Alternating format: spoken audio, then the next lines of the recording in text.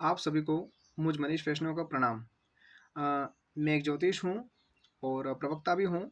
आप सभी को मैं बताना चाहता हूँ कि मैंने ऊपर एक कुछ दिनों पहले कमेंट पढ़ी थी, जिसमें एक कोई सज्जन थे, वो बता रहे थे कि माता पिता लड़कियों की उम्र ज़्यादा होती जा रही है और किस प्रकार से वो अपने बच्चों की शादी वगैरह नहीं कर रहे हैं। और नहीं करने में कारण बताते हैं कि जन्माक्षर पत्रिका जो होती है, जन्म कुंडली, उसका बहाना लेते हैं। और उन्होंने ये भी मेंशन किया था कि हमारे बाप दादा पूर्वजों ने जो है कोई पत्रिका नहीं दिखाई, उसके बावजूद भी पुराने ज़माने में शादियाँ अच्छी रहती थी।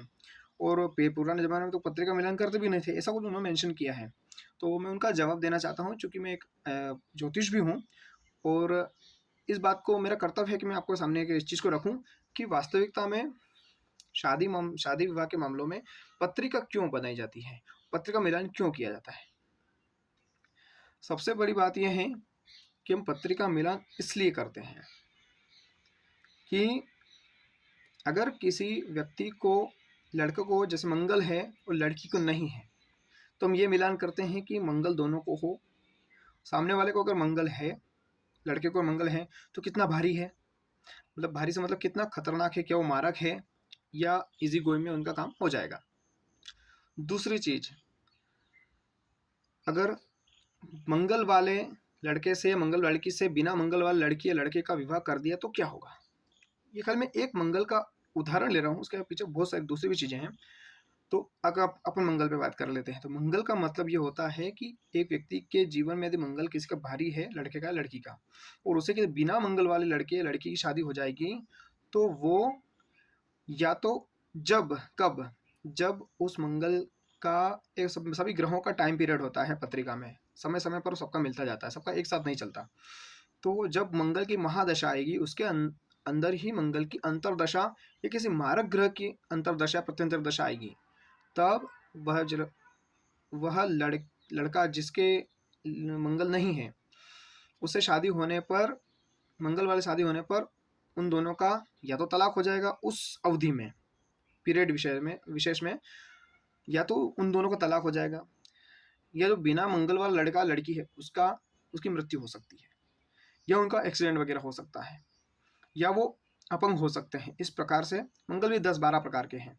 तो हम ये देखते हैं कि दोनों की पत्रिका मैच कर रही है या नहीं, क्या दोनों की पत्रिका में जो मंगल वगैरह है वो शांत ग्रह है, या इसकी जन्म पत्रिका में कोई मारक ग्रह सप्तम स्थान में, या जहाँ शादी विवाह का जो स्थान है उसमें पड़ा हुआ है।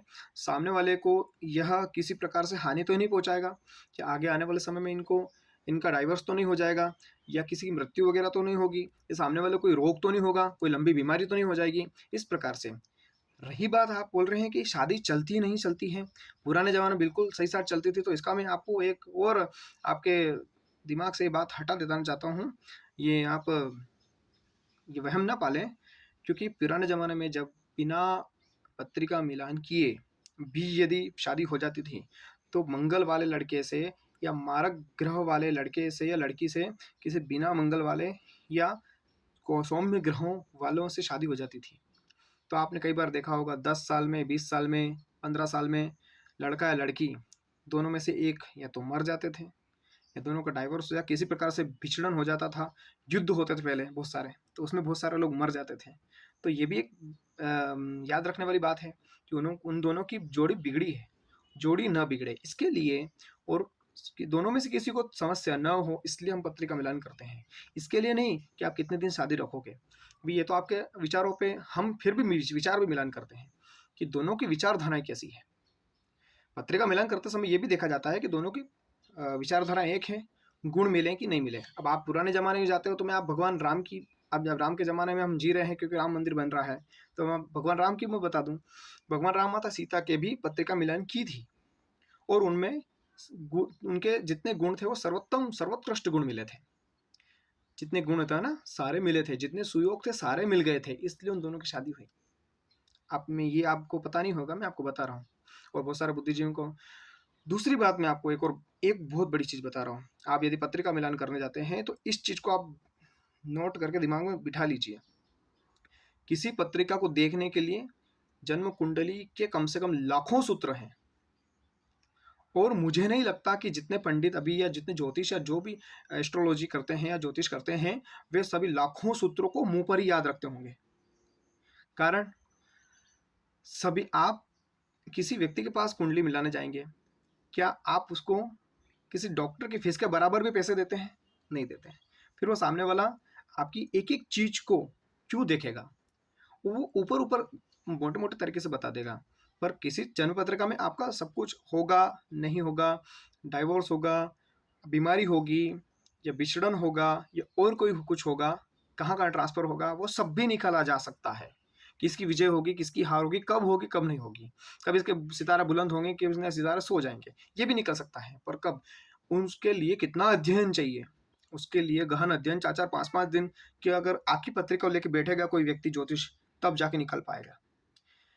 अगर कोई व्यक्ति आपके लिए 4-5 दिन लगाए, वो पूरा अध्ययन करके एक एक चीज आपको निकाले, क्योंकि वो भी पत्ते पट्टा पलटा के दिखा बेचारा देखेगा, हर एक चीज मिलान कर करके गणित ज्ञान गुणा करके देखेगा।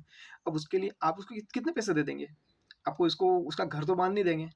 तो इसलिए मैं आपसे ये बोलना चाहता हूँ कि जितने भी ज्योतिष वगैरह होते हैं, वो इतने सूत्रों को याद नहीं रख सकते।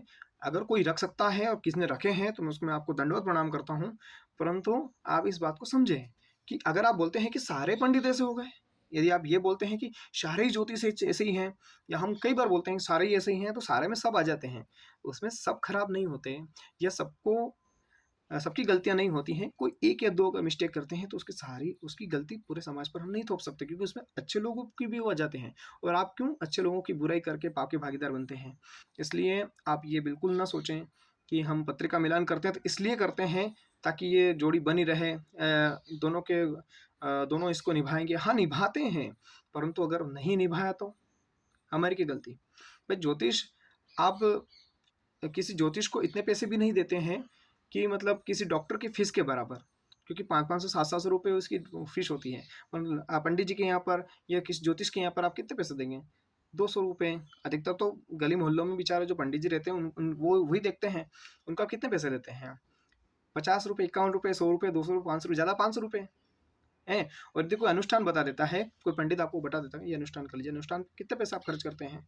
आप अनुष्ठान में, आप यूं तो डॉक्टर के यहाँ पर लाखों रुपए खर्च कर देते हैं इलाज के लिए ही। यदि कोई छोटे छोटे उपाय होते हैं, उपाय बताते हैं, टोटके बताते हैं गुरुजी और पंडित जी, तो आप कितने कितने पैसे खर्च करते हो? वो कितने 500, 1000, 1500 रुपये के होते हैं, वो भी आप खर्च नहीं करते। उसमें भी आप सोचते और ये भी ज़्यादा का है। ऐसा अक्सर होता है समाज में। तो आप यूं लाखों रुपए आप इलाज के नाम पर दे दोगे, पर भगवान के नाम पर नहीं, क्योंकि श्रद्धा आपकी खत्म हो चुकी है। श्रद्धा को बनाए रखिए। यदि हम इस समाज में इस अभी जो सनातन धर्म का जो विस्तार चल रहा है, उसमें अगर हम इस प्रकार से बातें करना अच्छा नहीं है।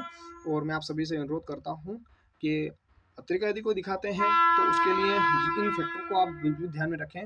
और आगे हम इसी के साथ हम और किसी टॉपिक पे चर्चा करेंगे। आगे फिर आपसे मिलना होगा। जय सिया राम।